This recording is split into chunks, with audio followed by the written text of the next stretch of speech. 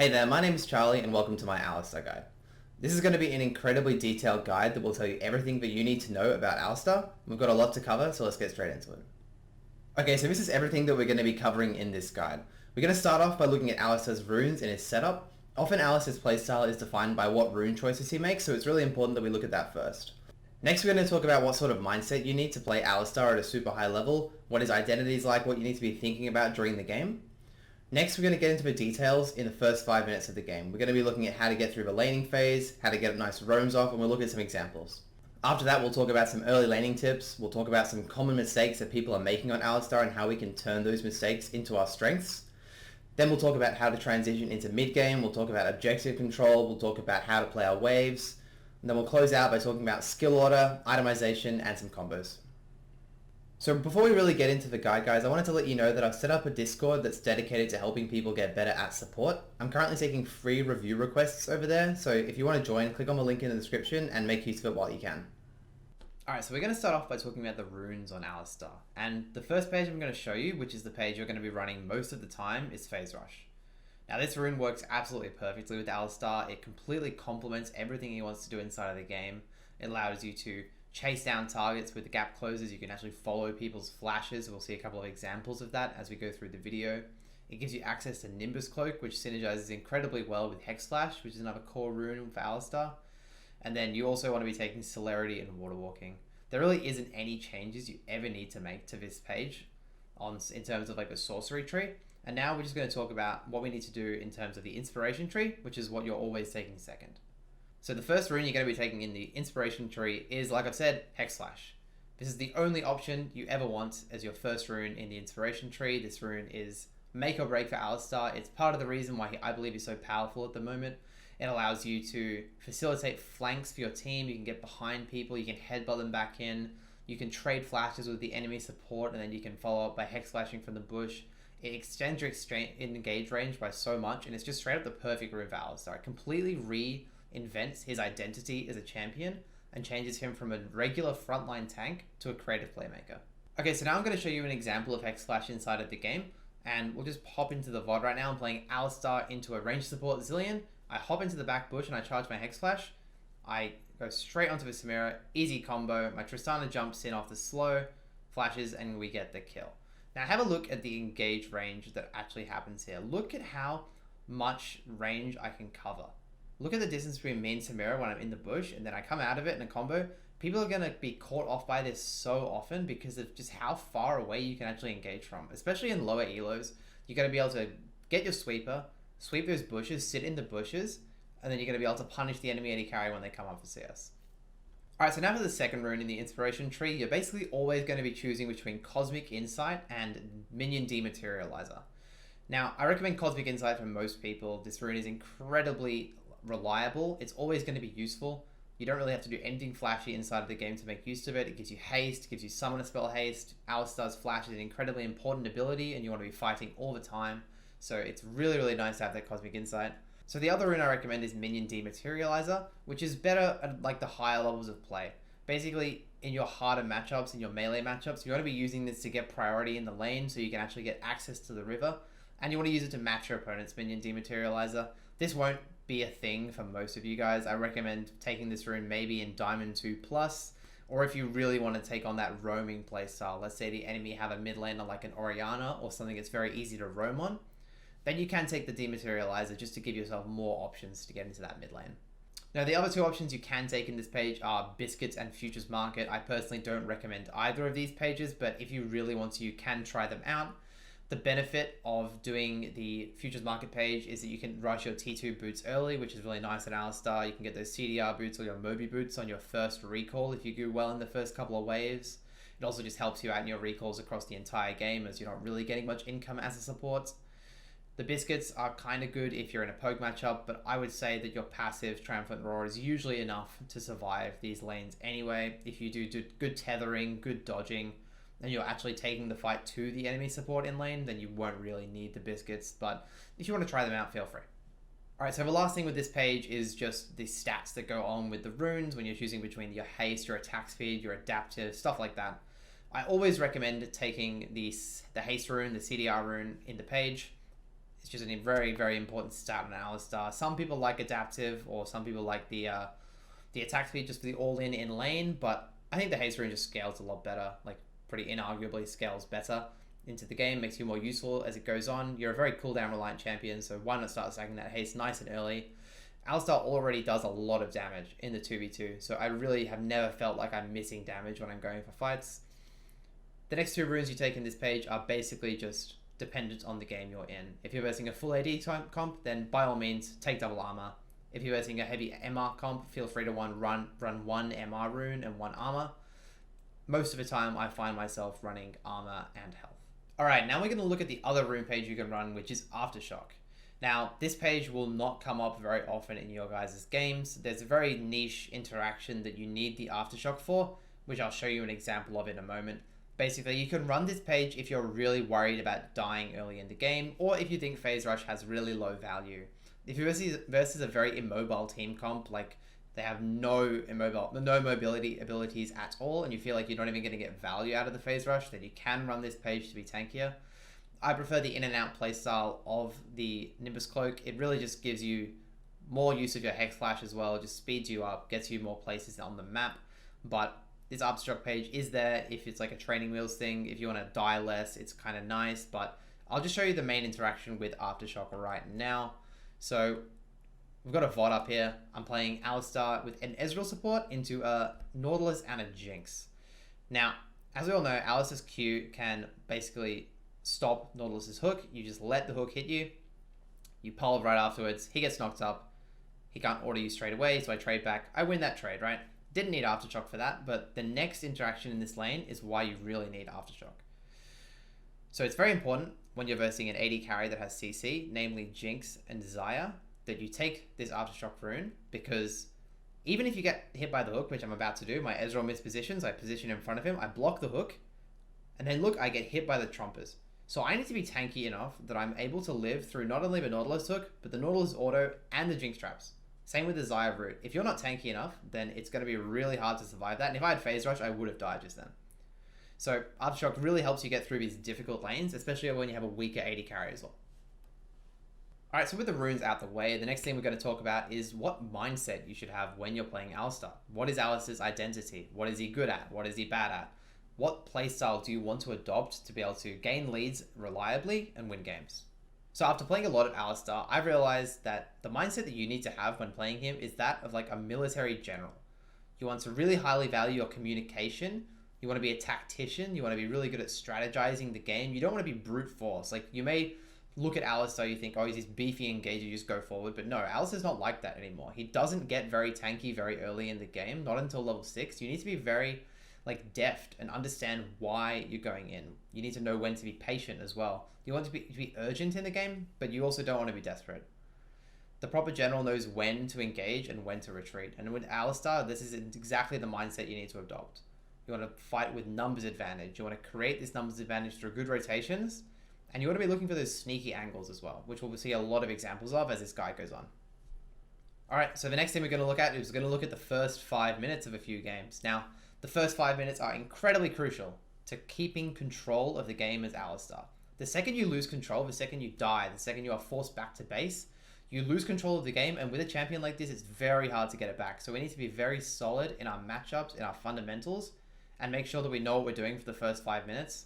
The way you do that is you have a plan, you execute it, then you go back and look at the game. Did my plan go well? Did it go poorly? And then you assess and reassess for next time. So we're going to go straight into the examples now. We're going to have a look at 2 examples from me, and then we're going to have a look at 1 example from a challenger player in EU West.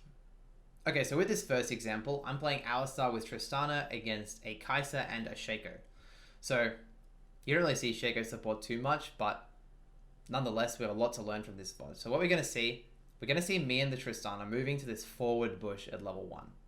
Now, with Alistar, your level 1 is absolutely horrendous. So it's really important that you're doing something when you can to basically circumvent playing level 1 at all. You'll see a lot of Alistars take W level 1 and look for some like sideways headbutt in the lane. You look to see Alistars like completely not touch the first wave a lot of the time. You'll see Alistars like flashing level 1, stuff like this. So what I'm trying to do is I'm just trying to get into lane. I'm going to see what the opponents do. Do they misposition? If so, I can trade on them. If not, I'll just table lane out as normal. So Shaco comes to lane, starts setting up his boxes. I pretty much just ignore what he's doing at this point in the game. I'm waiting for the AD carry. All I want to do is get a chunk, which will set us up nicely just to hit level 2 safely, and then we can just play the game out from there, right? So we're being super patient. Remember, like a general, we're ignoring the Shaco, eyes on the prize, we're waiting for the enemy AD carry to come out, and then we're going to trade heavily on them. So we're still waiting. I realize at this point that Kai'Sa has definitely leashed without the Shaco because we see the Sylas in lane. I see her, walk up, ignite immediately, she flashes away. Super big win. I don't chase her, I don't flash Q after, nothing like that. Shaco comes at me, he burns his sums for some reason. And yeah, we just have a really nice setup from level 1. We've basically completely circumvented Alistar's weak level 1 with this nice cheese. I mean, this has worked in Diamond 1 in AEST. This is what this game is, and it can definitely work in all of your games. So at this point, we're just getting level 2. I posture super aggressively after getting level 2. Instantly combo the Kai'Sa. Really important what I did there. We blow a heal. So you always want to be looking for that level 2 advantage when you can. It's very rare you get it on Alistar, but if you can get it, just absolutely punish it. At this point in the game, either Udyr is pathing towards us. We know that the enemy jungler started bot. He'll be pathing away. No point in me wasting my time warding right now because he's just never going to gank us. We know exactly his path, so we can stay in lane just for the meantime. We're still getting the push right now. At this point in the game, I just think, okay, I'm just going to go place my ward. Probably a mistake of a ward, to be honest with you guys. I really didn't need to place it. I could have pushed it deeper after I get this wave in. Maybe I was worried about him doing a 3 camp into gank, but regardless, notice how I'm just playing super, super calm in this situation. Just want to get the wave in, and then I want to have a nice tempo window for me to roam. That's the thing on Alistar. You always want to push the waves into your opposing tower, give you time to do stuff on the map. Notice here, I crash a massive wave into the opponent's tower. I look at the map. I say, can I gank mid? Probably not. Do I need to help my Udyr with Scuttle? No. I'll just base. So I can get a nice boots recall at 3 minutes 30. Perfect game so far. Really nice. We've blown both of Kai'Sa's summoners. We've got a nice early reset. And we're heading back onto the map with our boots and our pink ward. I sell my potion because we don't really need the potion at this point in the game. It's just more important to get that vision down. So I ping my ignite for my AD carry just so we know when we can fight.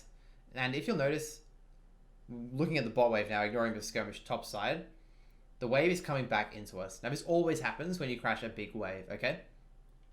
So we just saw the enemy jungler top. We see him again there, just on the scrying plant that Udyr hits. And I lean to the bot half of my lane here, hide in the bush, and then I'm just going to immediately fight, right? I know where the jungler is. They have no sum. So I W to the minion. I Q flash. Tristana jumps in.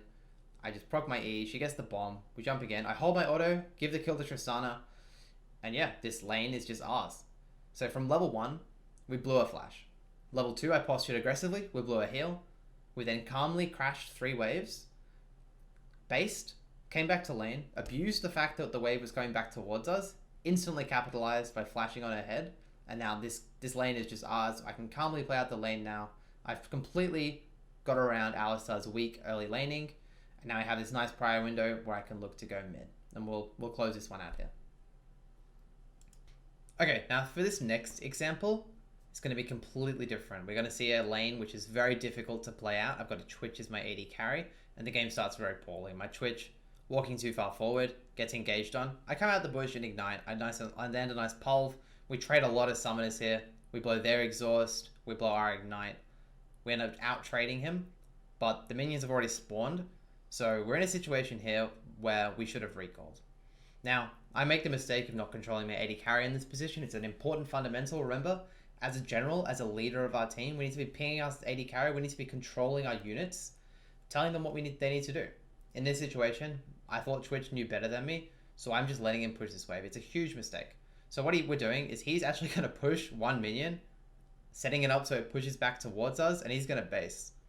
Now this is actually a Diamond 1 game, again, and this AD carry has made that decision, so I can only imagine in lower elos the decisions some AD carries are making. You need to take ownership of the mistake. I'm not blaming the AD carry, I'm saying that I needed to take control of this situation. Even earlier, I should have pinged him from coming out of the bush. But nonetheless, this is the spot we're in, so let's talk about it. We have to accept reality and keep making the best decisions, okay? No chance to get emotional.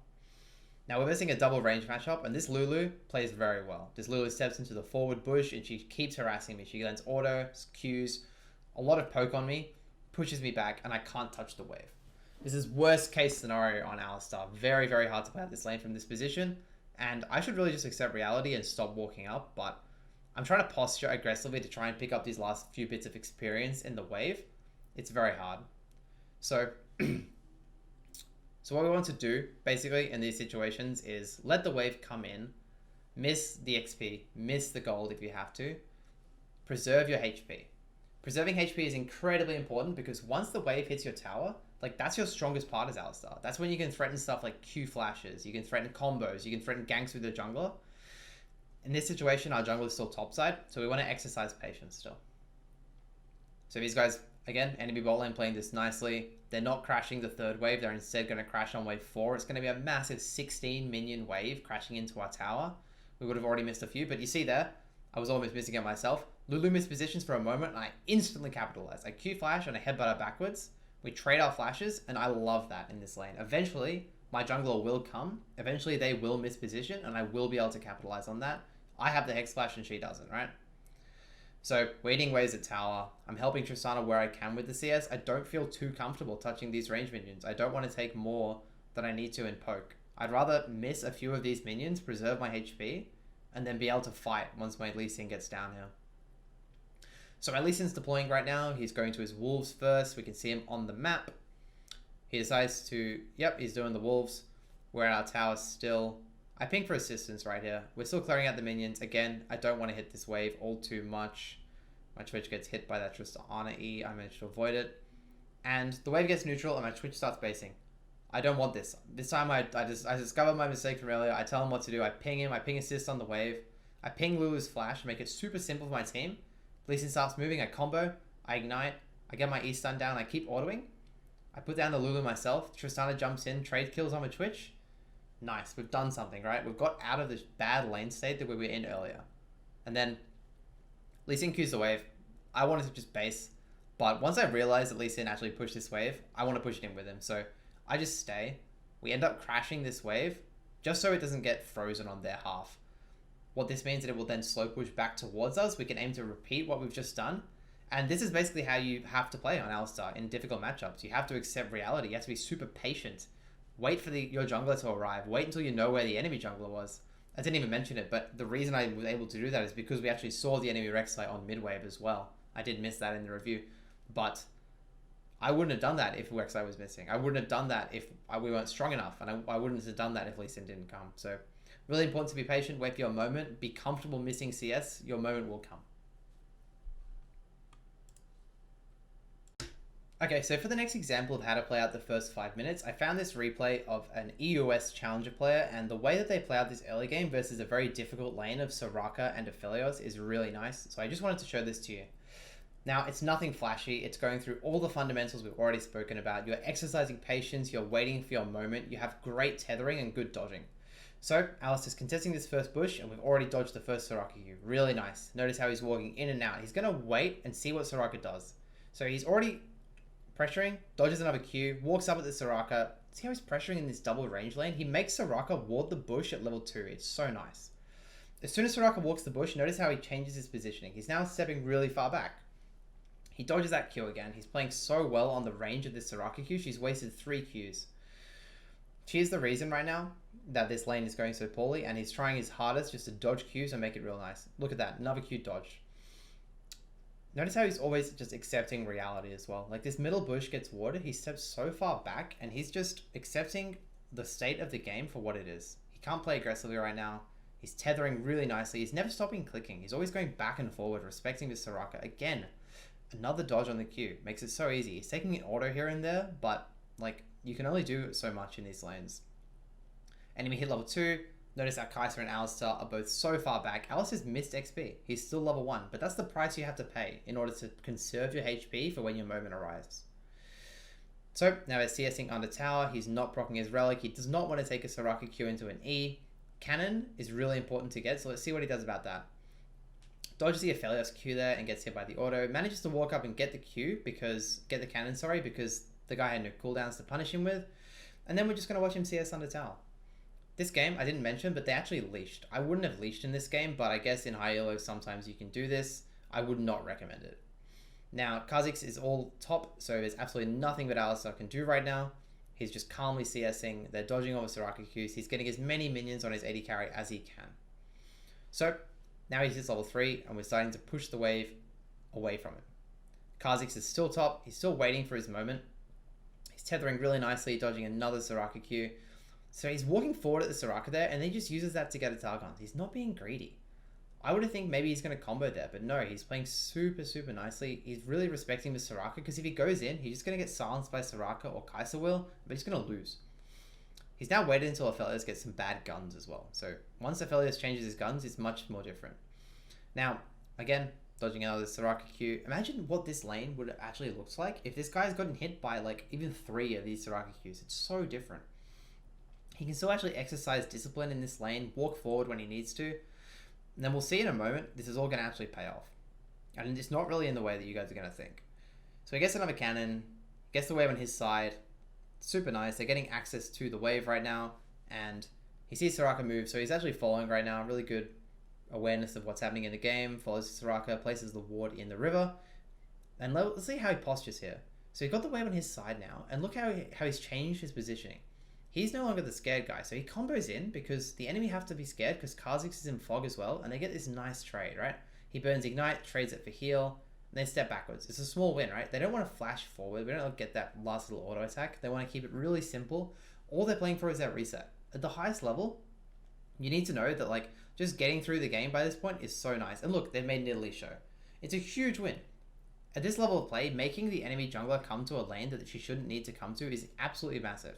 And now what they can do is they can just push in this wave. Kha'Zix can come down. They can get a nice reset, or they're going to just get smashed against them. They're going to reset anyway, and they've made it through the first 5 minutes of the game unscathed, only down 9 CS.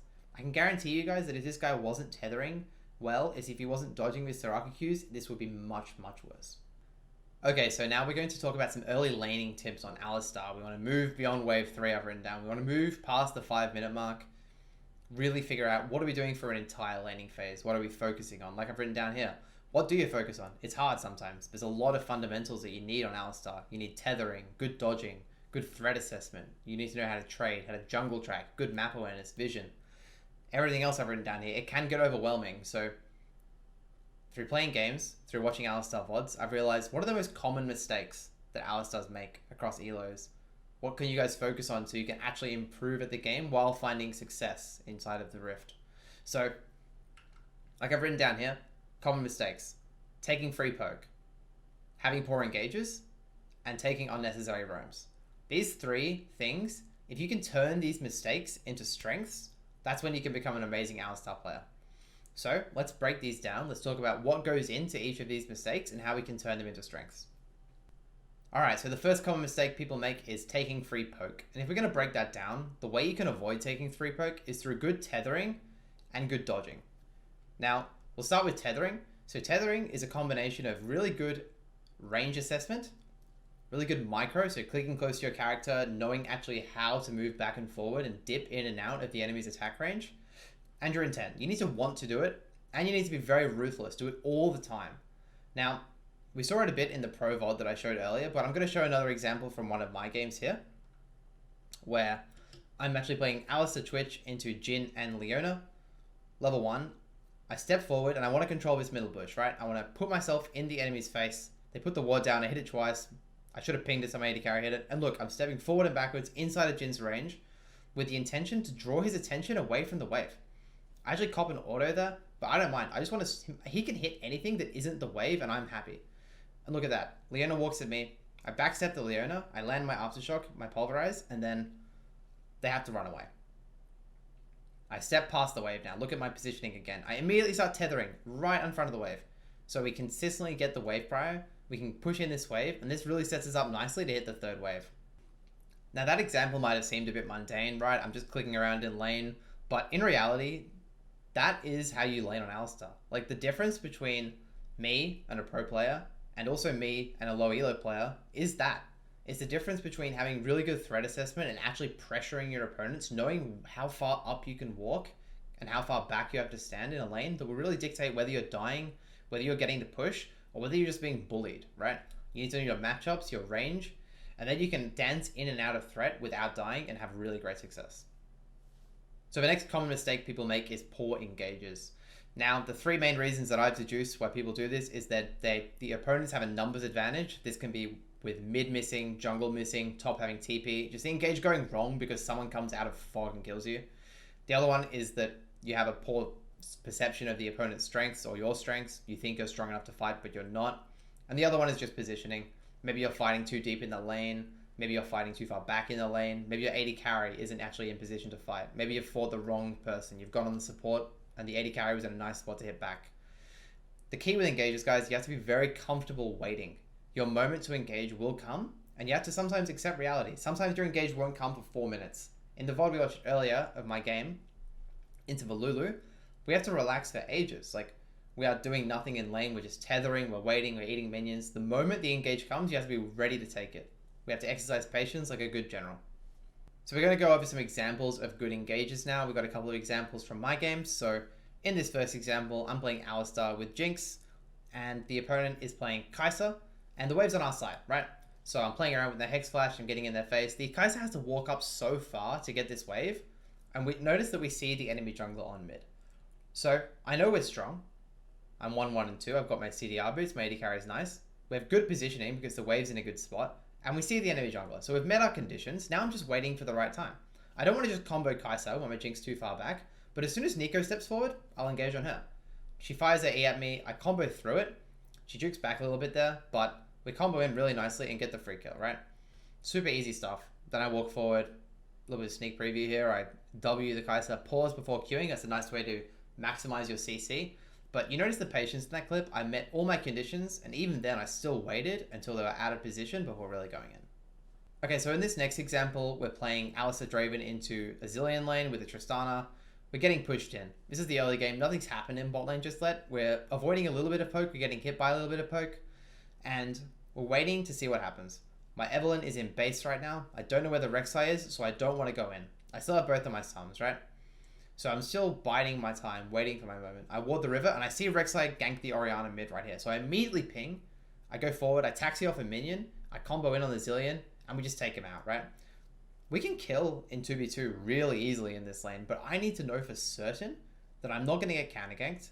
I'm not going to get screwed over by someone roaming to me that like I didn't realize. So I'm going to make sure all my conditions are met. Remember? No rush. Urgency, not desperation. Okay, so in this next VOD here, we're playing Alistar Kai'Sa into Vayne Lulu, and this is an example of a bad engage. So I'm looking at the map right now. My jungler's ganking top. They're getting really in our face, and I'm just going to let the wave come to us for now, right? The opponent are quite strong. These champions are really good at 2v2. Vayne can condemn my combo. Kai'Sa's already half HP. Kai'Sa loses a lot of her strength when her Q hits minions. She really needs an isolated Q in order to win.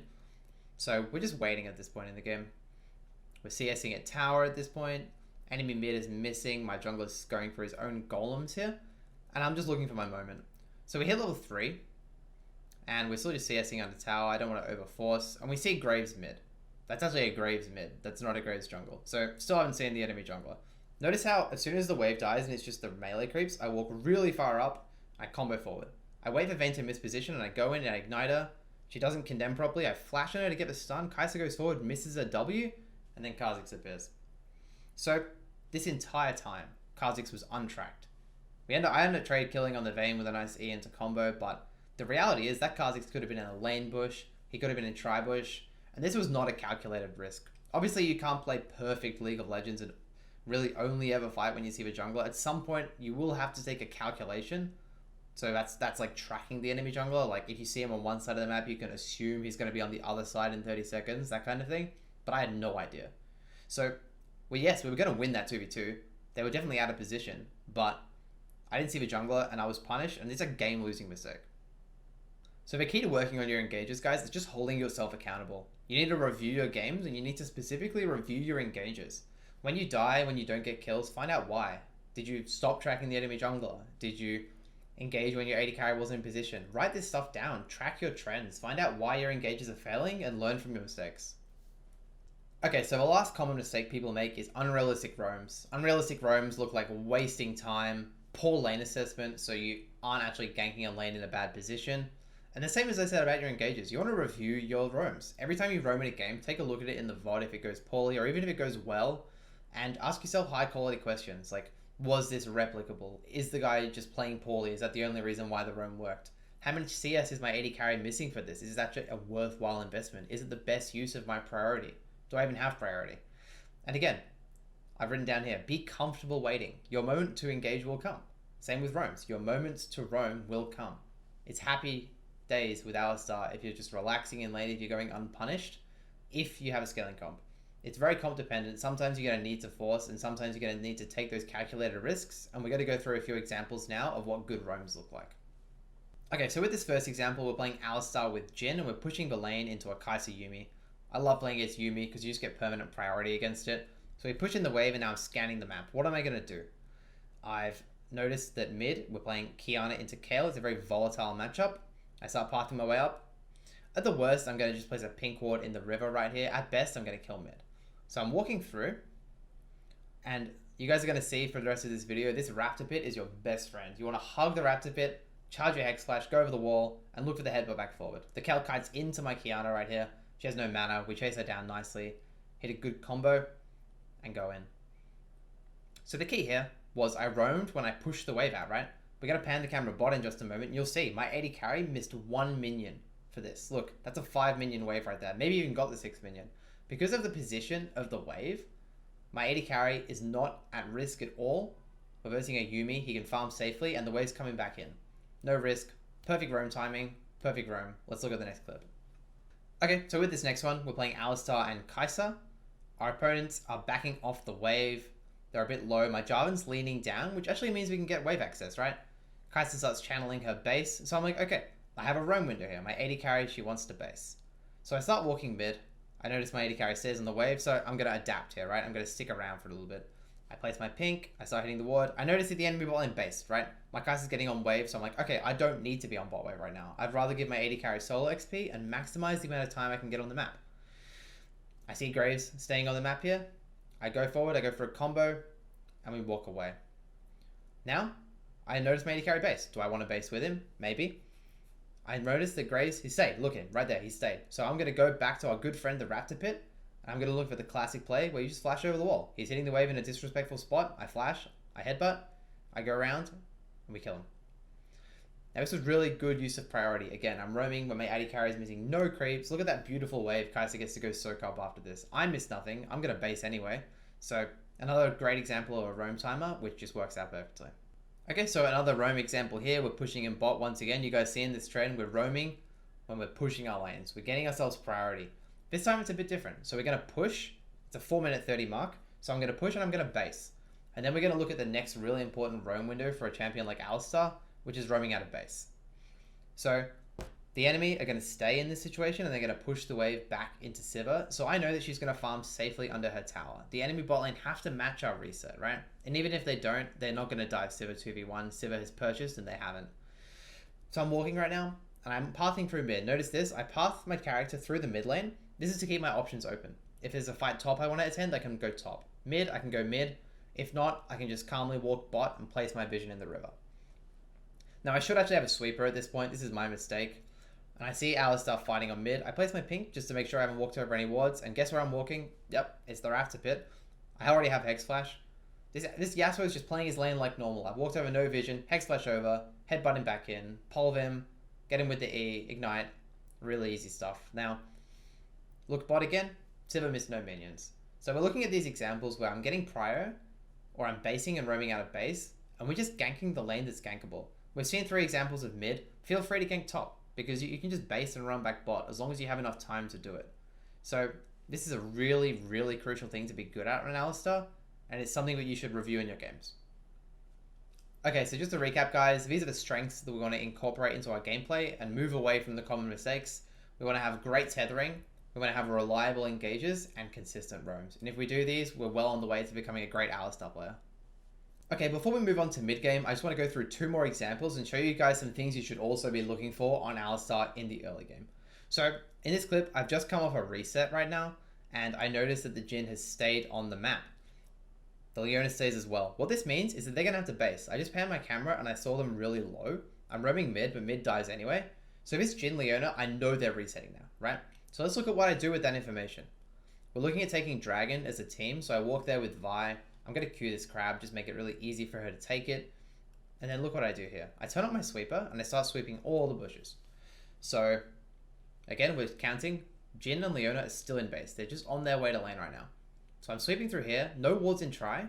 I got the ward in the lane bush, and I ward this bush. And I'm just waiting to see, like, is someone going to walk in, like, a compromising position? I'm putting myself in a spot where I don't need to be on the wave. I don't want to sap XP from my AD carry, and I see Leona mid. She shot on the wave. So what am I thinking? Okay, Jhin has to come to lane. Where else could he go? So, I Hex Flash into this bush, and I'm waiting to see where Jhin is. He Ws. I see Leona mid again, so I'm just going, like, this is the opportunities you want to look for on Alistar. I W into the wall, I buffer my Q, I turn my ulti on just to like secure the kill, and I walk it out. Now, you're going to see these opportunities all the time, where the enemy AD carry is left in lane alone, and you can just dive the tower. This champion loves diving.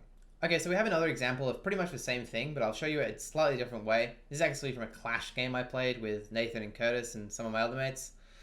So, we just killed the jungler, fight's happening on top side, and I'm just posturing aggressively. Again, we got a kill, so I'm actually looking to just push my control in the river, and I see the enemy support in top. My Udyr just found him, right?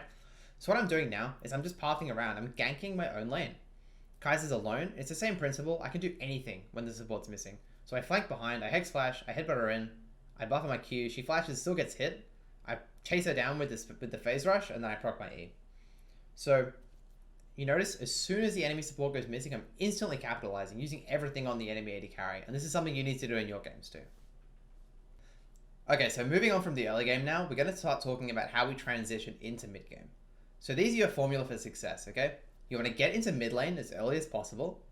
You want to lean to one side of the map, ideally your strong side, and then you just want to do the most aggressive thing.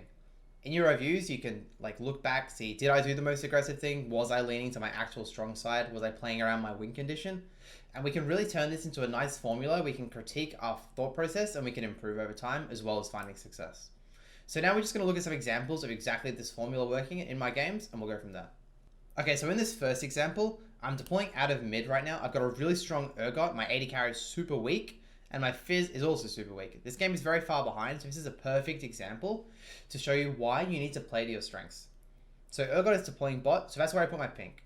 I put my pink in the bottom bush, and then I just want to contest this wave. I don't know where anyone is on the map right now, so I can't afford to leave Caitlyn alone. I see Thresh resetting, and we just want to get on this wave and immediately start applying pressure to the map, right? We're contesting the wave together. I'm actually helping a last hitter just because I really wanted to get killed fast. Sometimes you can fog, and we'll see that in other examples. So as soon as the wave starts dying, I know it's secured. I start walking bot. I ping on the way to Urgot's lane. He's pushing the wave. This is so nice for Alistar. I see that there's a nice little blast cone up that they left for me. I look at Warwick top. Everyone's showing except for the enemy Aurelion Sol. He only has one place to go, which is bot. I just come out and dive him. So I had to combo in. He actually zone used my combo. That's quite nice right there. I didn't do a stopwatch check. And we just ult him. He flashes. I stun him anyway. And he just dies. And we've just turned a losing game into a very winnable game. Through really good assessment of our win condition, nice priority in mid, and translating that to the perfect spot.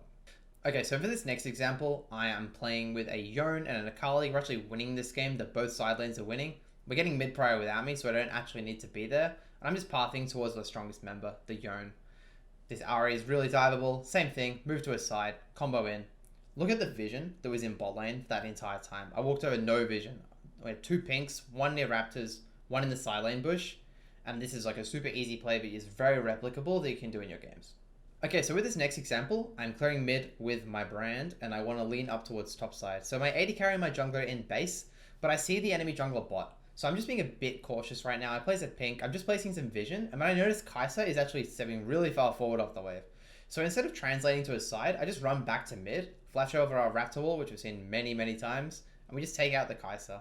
Really sets us up to just take the mid tower. So this time, we've actually pushed mid, we've roamed to a side, we've collected some vision, and then we've done the most aggressive thing, which is actually come back mid and dive the Kaiser. Alright, so with our last example for what to do in mid game, we're looking at contesting the mid wave out of base, and doing the most aggressive thing again.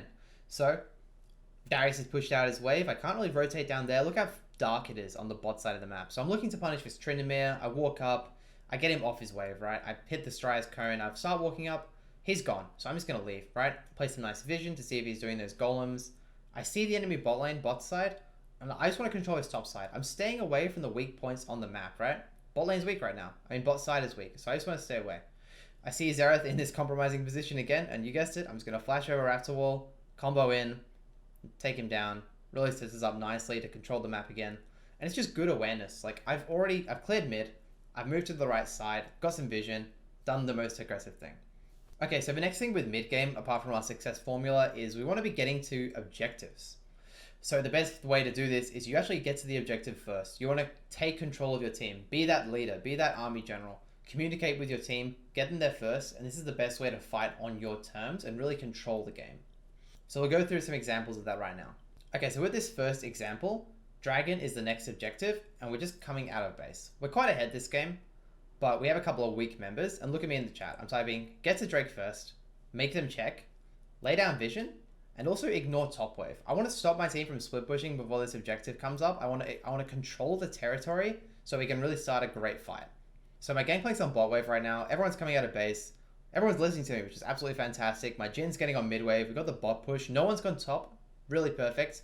Starting some laying down some really nice vision. My gangplank bases. He's got TP and his ulti, so that's completely fine. So we're just staying in the river, right? We're contesting mid waves. We're staying in the river, and I just want to engage when my team gets close.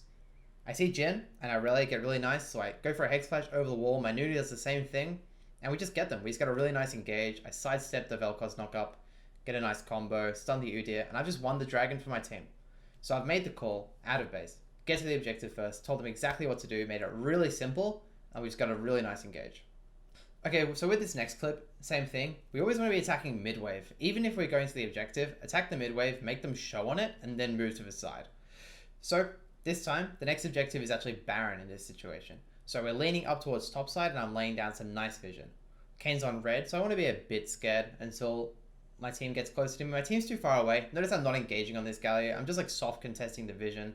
I missed my pole, but I wouldn't have comboed anyway, just because everyone's too far away. Being nice and patient. Controlling my zones. I'm not going to let the enemy into the jungle, but I'm also not going to overextend, right? Waiting for my team to be in position. They walk up again. My Viego's too far. Being super patient. Waiting for my Viego to get closer. He starts actually coming around the wall now, so I charge my Hex Flash. I go in, I headbutt the Kha'Zix, and I headbutt him backwards. So my team's really in position for this as well, right?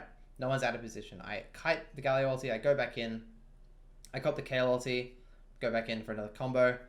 But the secret to this, guys, is I started this fight. I got to the area of the objective first, I laid down my vision, and I started the fight on my terms. That's the key. Okay, so we're just going to go through a couple more examples of tips for engaging. So we want to use Fog of War. We want to be looking for flanks, especially with our Hex Flash, and we want to count to 10. What I mean by counting to 10 is you want to know where all 10 members are of both teams, right? 5 members in your team, 5 members of the opponent. They're both equally important to track. Is your team in position to follow up if you engage?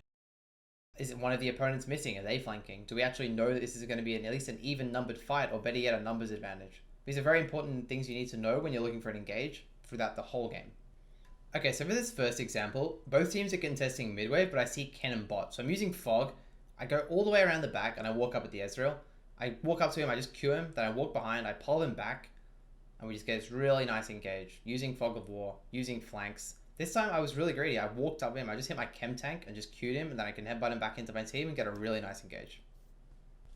Okay, so for our next example of a mid-game engage, we're going to be looking at a situation where Baron's about to spawn. We're very ahead in this game. My Rengar is going bot out of base, and we're looking at how we're going to start a great fight, okay?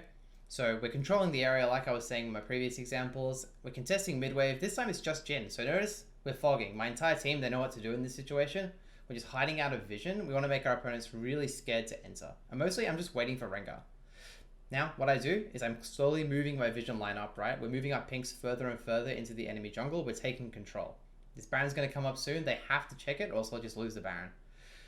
So I hold this line, right? I put the pink down. I see my Rengar on bot side. I should really be pinging the Rengar to come. I'm pinging that I'm on my way in the bush. I should be doing this more aggressively right now. I see them trying to check. Eventually, they're going to have to come in. This Baron will spawn. So we're still holding the line, right? I'm not going to be too aggressive. I'm just going to wait, be super patient. I see Camille walks up. I get by Kai'Sa W, so I actually have to combo her. And I just go in. We start the fight on our terms. It's really nice. Blow the KL ulti. The Rengar starts ulting and walking forward. He's not super close. I actually Q flash. I just want to keep this fight going, right? We're super, super ahead. I can actually go for a headbutt back on the Kai'Sa, but she manages to dodge that out. But We ended up acing them and ending the game. This fight was super predictable. I just controlled the area. Ideally, I would have been pinging my team even more, getting that Rengar over there, getting the fight more on our terms, but the fundamental still stands. Alright, for our last engage example in the mid game, I want to talk about something called a cross map. So we've actually just died, we're quite behind this game, and my team has just lost the Baron, right? Sometimes in these situations, it's very easy to fall into disarray. It's very easy to give up, very easy to just play defensively, right? But I want to show you a situation here where we can actually turn this into an advantage. I'm still dead, I'm up in 8 seconds, my Lee Sin is even going to die late, so we're going to have to do this with low numbers, but I really want to show you guys how you can turn this into a really good play, okay? So, I spawn, spend my gold really quickly, I'm running back onto the map.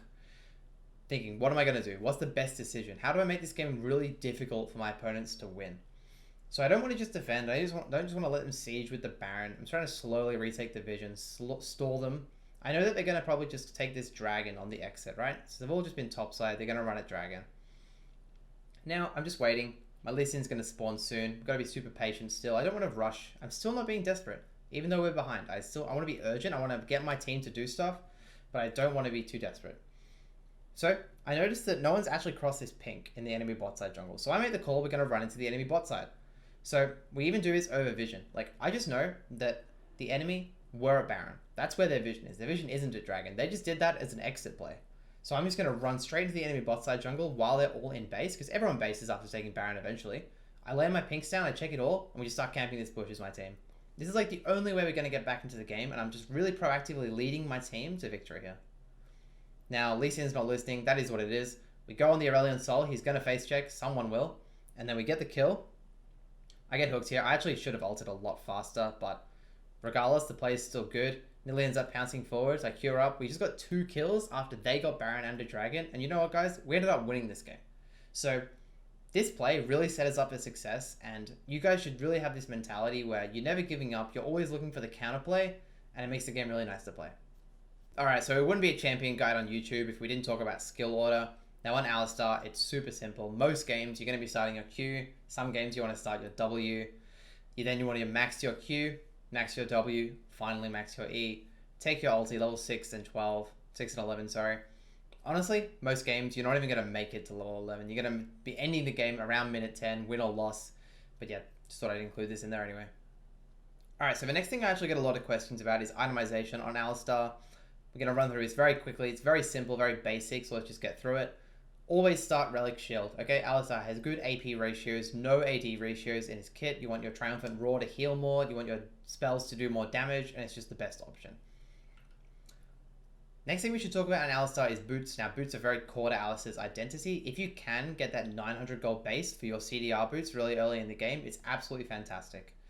Your other option you want to take sometimes is mobility boots. I've been favoring the CDR boots nearly every game. They're just cheaper. This item is pretty like overpowered at the moment. The summoner spell haste it gives you is crazy, and it's just a very early item spike.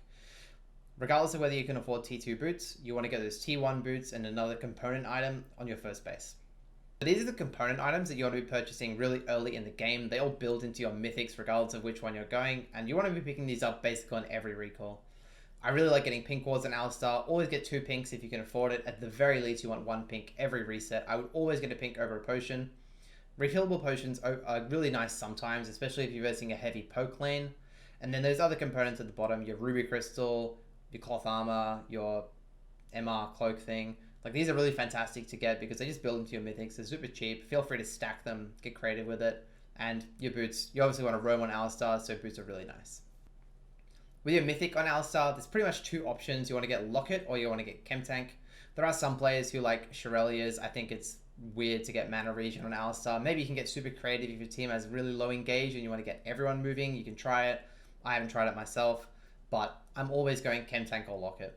I go Chemtank if my team really needs engage and if I want to be going forward, and also if I'm snowballing. This item's like 300 gold more expensive, so it's kind of a luxury to get, especially with a Balmy Cinder in the build. Like, this item is only good if you're playing really aggressively. I've been building Locket more and more these days because, like, you see more assassins in the game, more dives, so that Locket to help peel your 80 carry is really nice because you actually don't need the Chemtank to go forward. It's kind of a luxury item. So play around with both. They're really good in different spots, but yeah, they both have their uses. Alright, so for your next item on Alistar, if you are luxurious enough to get a second item, most of my games I'm just getting the mythic and a few components, but if you do, you want to be looking at either a Thornmail, a Dead Man's Plate, or a Zeke's Convergence. These three items are absolutely fantastic with Alistar. You can get Zeke's if your AD carry is very ahead. You can get Dead Man's if you just want to move around the map and keep the pace going. It's a very expensive item, but it's really useful if you're snowballing. Some players actually go Dead Man's first. I've seen Hillisang do that in EU. Thornmail is really good, obviously, if your opponent have Healing Cut or if they just have a lot of AD. And yeah, these are basically the only first item choices. Sometimes you can maybe get like an Abyssal Mask or something like that. I'll put a few options up on the screen now of other items you can get as well, but normally you're honestly not even moving past this. You can basically get the next item, like just finish all three of those if you want to. If they have a lot of MR, feel free to get Abyssal Mask, maybe Force of Nature, a Gargle Stone Plate, something like this, but honestly, it's not going to change how you play the game. You just want to build items that are good against the enemy team comp, and honestly, you're never going to be building a third or even a second item most of the time. So that'll do it for my Alistar guide. Thank you so much for watching. Like I was saying earlier, I've actually set up a Discord dedicated to helping people get better at support. If you're interested in that kind of thing, I'll put a link in the description. I'm currently taking free review requests over there. You'll see those reviews uploaded on this channel as well, along with more guides. So subscribe if you're interested in more support content.